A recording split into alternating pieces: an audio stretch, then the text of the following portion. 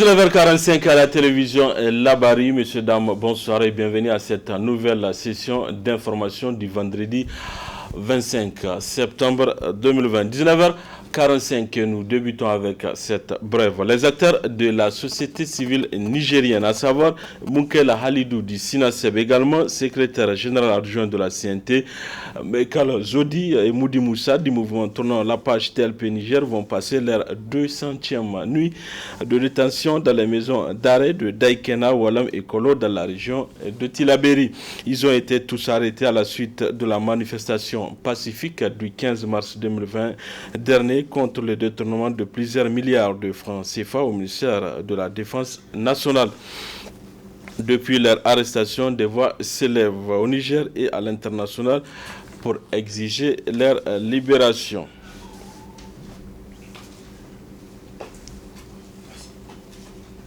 Toujours dans le même cadre, les avocats des acteurs de la société civile arrêtés à la suite de la manifestation pacifique du 15 mars 2020 ont rendu public un communiqué de presse ce vendredi 25 septembre 2020. Dans celui-ci, les 6 avocats signataires dénoncent le caractère arbitraire et illégal de la détention de leurs clients. Le résumé avec Hassan Saleh Moustapha. Les 3 acteurs de la société civile nigérienne ont passé plus de 6 mois entre les 4 murs des prisons civiles de Daikaina, Walam et Kolo pour avoir demandé juste une suite judiciaire dans l'affaire du détournement de plusieurs milliards de francs CFA au ministère de la Défense nationale. Des fonds destinés pour l'achat des équipements militaires, alors que les personnes citées dans le rapport d'enquête mené au sein de ce ministère vaquent librement à leurs occupations. Une situation qui a amené le conseil d'avocats des détenus dépassé par le traitement réservé au dossier de rendre public un communiqué de presse dans lequel les 6 avocats signataires ont d'abord rappelé que Munkela Halidou, Michael Zodi et Moudi Moussa ont été inculpés et placés sous mandat de dépôt depuis le 19 mars 2020 pour les délits d'organisation d'une manifestation interdite, de complicité d'homicide involontaire, d'incendie involontaire et de destruction des biens publics. À ce jour, poursuit le communiqué, malgré la fragilité des charges et l'absence de renouvellement des mandats, il reste toujours détenu en violation de l'article 132 du Code de procédure pénale qui dispose que, je cite, en matière correctionnelle, lorsque le maximum de la peine prévue par la loi est inférieur ou égal à 3 ans d'emprisonnement, l'inculpé domicilié au Niger ne peut être détenu plus de 6 mois après sa première comparution devant le juge d'instruction s'il n'a pas été déjà condamné soit pour crime, soit pour délit à un emprisonnement de plus de 3 ans sans sursis. Dans les cas autres que ceux prévus à l'alinéa précédent, l'inculpé ne peut être détenu plus de 6 mois renouvelables une seule fois par ordonnance motivée du juge d'instruction.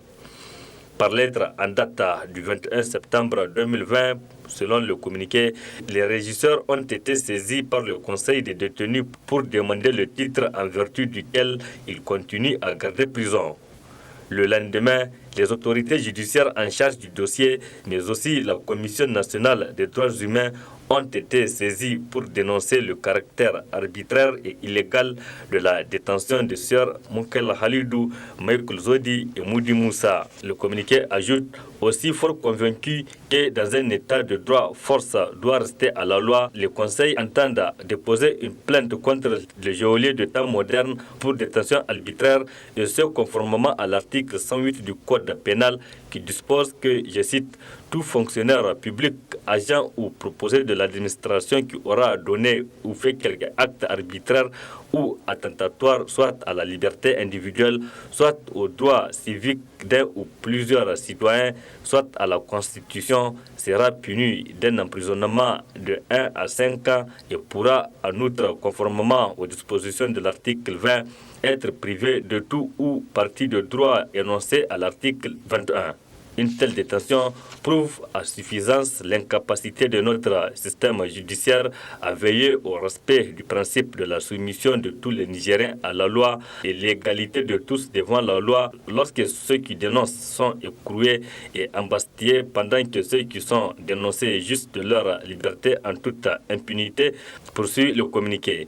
La justice ne doit pas être donc utilisée pour régler des comptes personnels, réduire la société civile au silence, ni même étouffer les libertés si durement conquises, conclut le communiqué de presse de la défense des acteurs de la société civile nigérienne.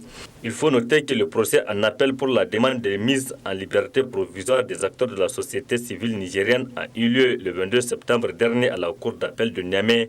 Le verdict est attendu pour le 6 octobre 2020.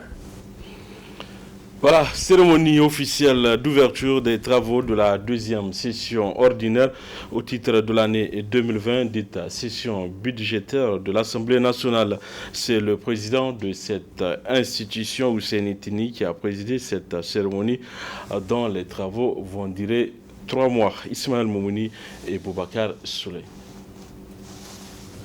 Examen et vote de loi de règlement 2018 et de la loi des finances 2021, voilà à quoi vont s'atteler les parlementaires au cours de cette deuxième session ordinaire au titre de cette année. Le démarrage de ces travaux est marqué par plusieurs contextes au Niger. L'Assemblée nationale encourage le gouvernement à engager des réflexions profondes pour rechercher des solutions structurelles qui nous mettront à l'abri de la récurrence des catastrophes naturelles et renforcer notre résilience face au changement climatique qui alterne des situations extrêmes de sécheresse et d'inondation. Il faudra certainement des investissements lourds sur plusieurs décennies.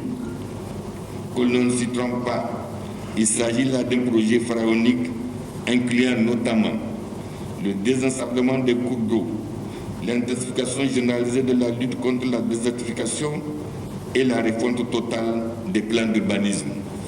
L'autre élément du contexte qui marque le démarrage de nos travaux est la rentrée des classes qui interviendra le 15 octobre prochain. C'est l'occasion pour moi de féliciter tous les acteurs de l'éducation pour avoir réussi à sauver l'année scolaire précédente avec des résultats finaux acceptables. Je les encourage à toujours privilégier le dialogue et l'esprit de responsabilité afin de donner à notre école les chances de combler les attentes de l'État, des apprenants et de leurs parents. Dans cette optique, au nom de la représentation nationale, j'exhorte les plus hauts responsables de tous les niveaux d'enseignement à s'assurer que les écoles publiques et privées se rejoignent dans la recherche de la qualité des apprentissages. Le président de cette institution s'est également penché sur les élections à venir. Comme tous les rendez-vous cycliques, c'est une source de satisfaction et de grande joie. C'est également le rendez-vous le plus important en démocratie, le moment où il revient aux citoyens de choisir à nouveau ceux à qui il va confier les affaires publiques pour un délai convenu. Vu sous cet angle, les choses doivent pouvoir être simples. Il suffira juste d'organiser une saine compétition où il n'est requis que la force des arguments soutenus par un programme. S'il y a un affrontement, il ne peut que rester strictement verbal.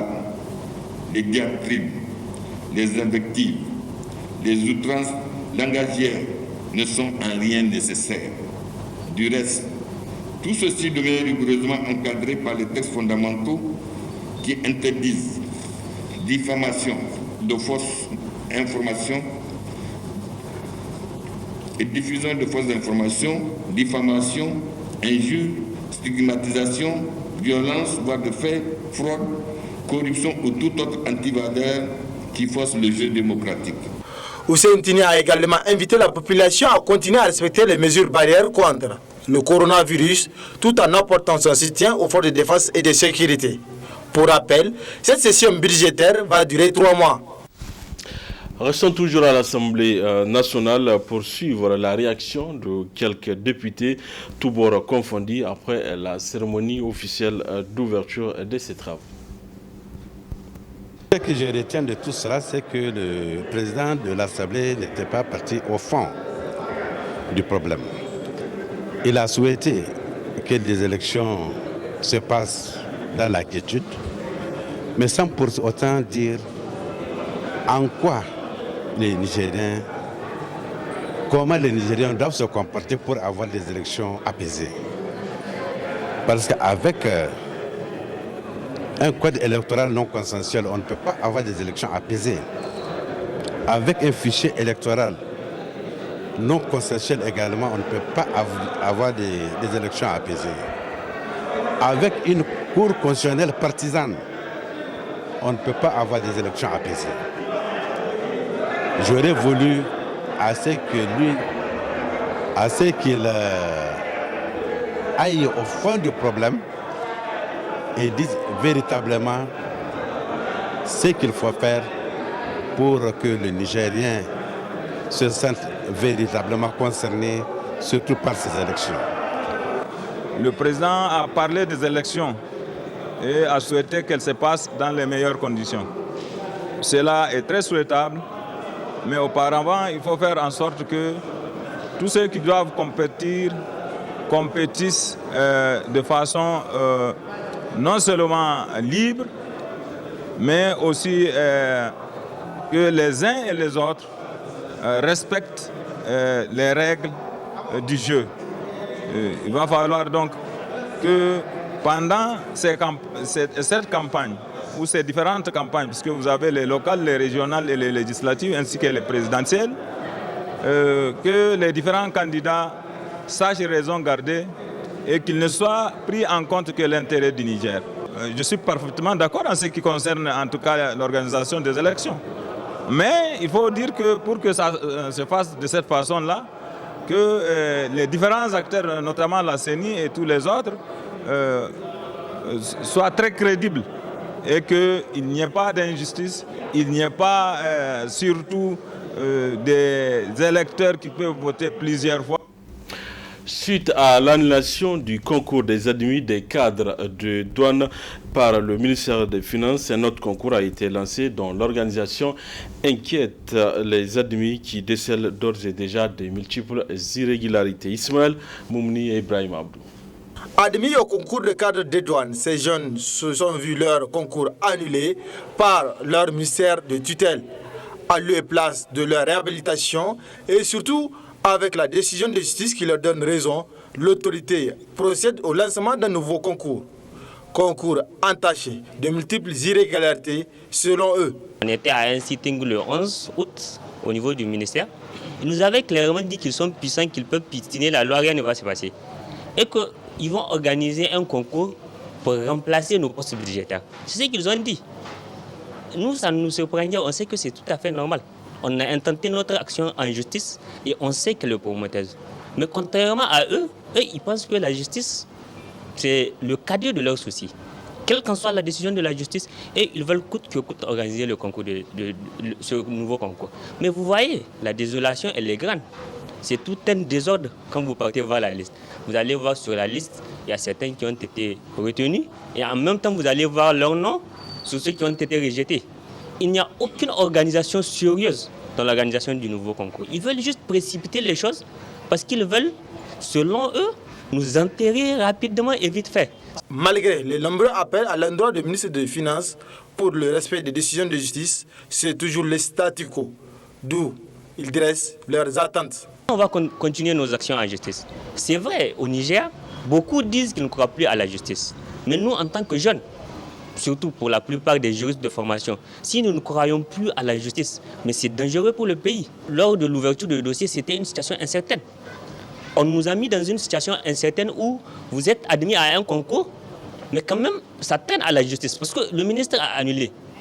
C'est normal que vous déposiez votre dossier dans l'espoir qu'il y aura une décision de justice avant que le nouveau concours n'ait lieu. Parce que tout celui qui va en justice, on sait que c'est soit il gagne ou il perd. Donc mieux vaut prévoir cet état de fait, quoi. Plongés dans le désarroi, ces jeunes demandent l'intervention du président de la République, Issoufou Mahamadou, dans cette affaire qui ne cesse de défrayer la chronique. Au village de Drena, plusieurs centaines d'hectares de cultures engloutis par les eaux débordantes du fleuve Niger, des cultures appartenant aux femmes qui, impuissantes, assistent à la détérioration de leur labeur d'une année. Asma Oussedou et Boubacar Souley pour le reportage. Plusieurs hectares sont inondés et totalement engloutis par les eaux du fleuve. Des efforts de plusieurs mois sont en train d'être emportés par les eaux et laisser plusieurs familles à leur triste sort. Le gombo, le moringa, le piment, le haricot, tels sont entre autres produits cultivés par ces femmes du village de Darena.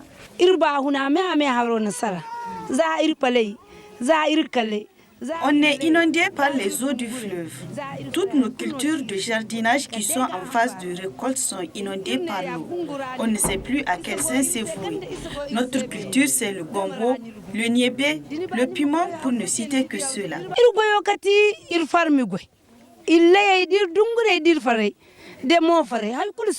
Triste devant cette situation, les femmes du village lancent ce cri de cœur. Nous, habitants du bord du fleuve, nous souffrons énormément. Nous implorons le bon Dieu qu'il nous vienne en aide. Aussi les autorités et les bonnes volontés de nous aider à en vivre, semences et en produits médicaux. Les autorités et les bonnes volontés doivent répondre favorablement aux cris de cœur de ces braves femmes afin d'alléger leur souffrance. Le débordement des eaux du fleuve Niger ayant occasionné des inondations dans les arrondissements communaux de Niamey, notamment le 5e arrondissement, connaît un recul croissant, un véritable ouf de soulagement pour les riverains et habitants de ces quartiers inondés. Les activités et la circulation se rétablissent peu à peu. Constat avec Hamza Sakou et Chebou Igisso. La ville de Niamey a connu de fortes pluies pendant cette saison qui ont occasionné le débordement des eaux du fleuve Niger, ayant causé d'importants dégâts matériels et humains, en plus de la dépression dans laquelle végètent les riverains du fleuve.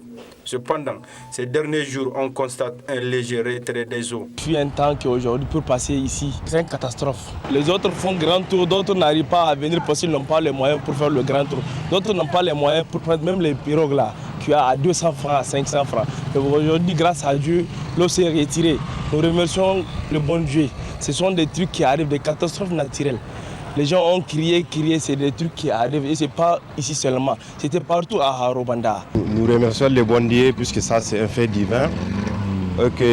Aujourd'hui, le grand tour que nous faisions, heureusement par l'effet de Dieu, nous trouvons la possibilité de prendre cette voie avec une distance qui est d'ailleurs si courte, pour que nous puissions rentrer dans la partie Harobanda. Soulagés du retrait des eaux, les riverains demandent aux autorités à fournir plus d'efforts en réaménageant les voies qui deviennent de plus en plus impraticables. J'appelle aux autorités de venir voir, constater que l'eau s'est retirée un peu pour nous donner les passages, nous en tant que des riverains. Donc de venir voir ce qu'ils peuvent nous faire, pour s'ils vont dégager cela un peu, parce que la voie vraiment elle est maintenant sale. Il y a trop de dossiers, il y a trop de désordre, tu vois. S'ils peuvent venir nous faire quelque chose, vraiment, ça nous va droit au cœur. De faire en sorte que la voie soit réaménagée, puisque vous constatez des graviers, il y a aussi l'ensablement de la voie, y compris les piétons, y compris aussi ceux qui sont véhiculés. Personne ne se sent vraiment à l'aise lors du passage.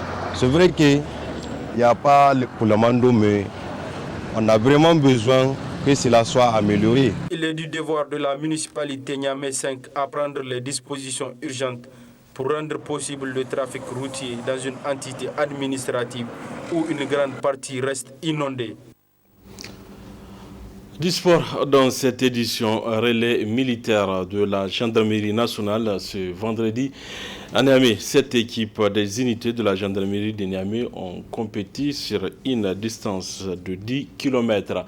Une activité sportive au programme du haut commandement pour renforcer la cohésion au sein du corps. Hassan Saleh Mustafa et Sadou Demi.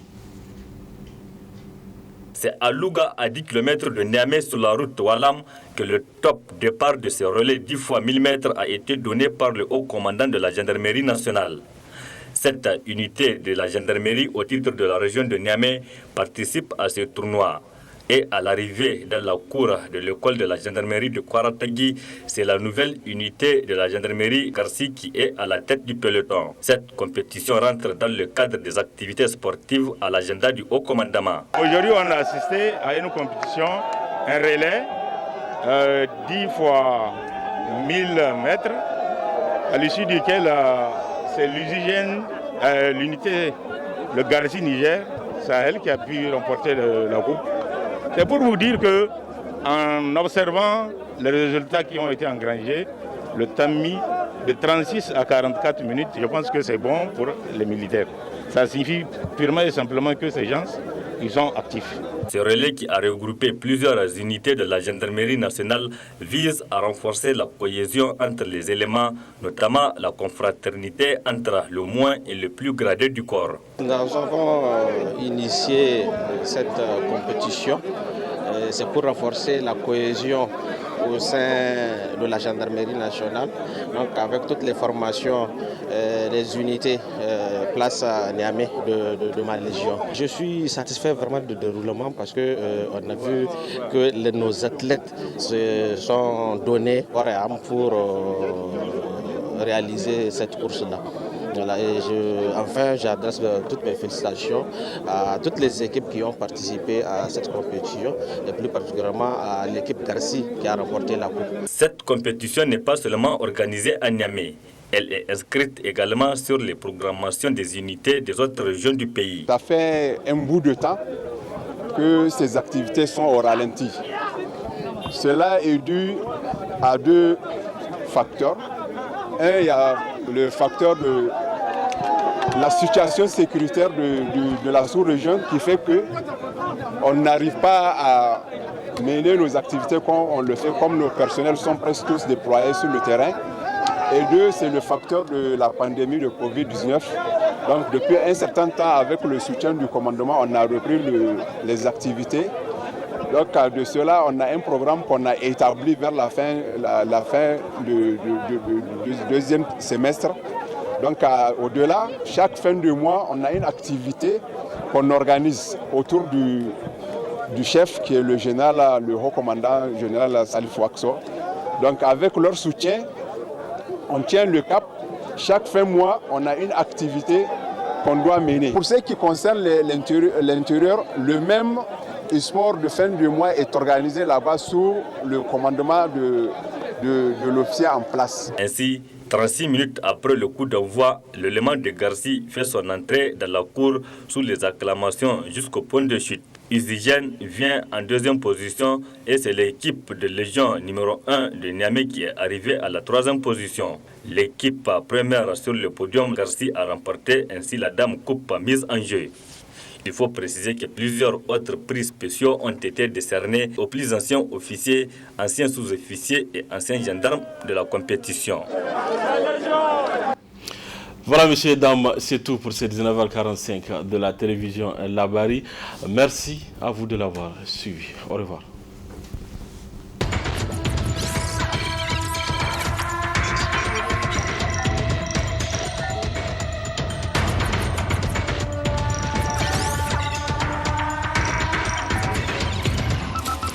Audio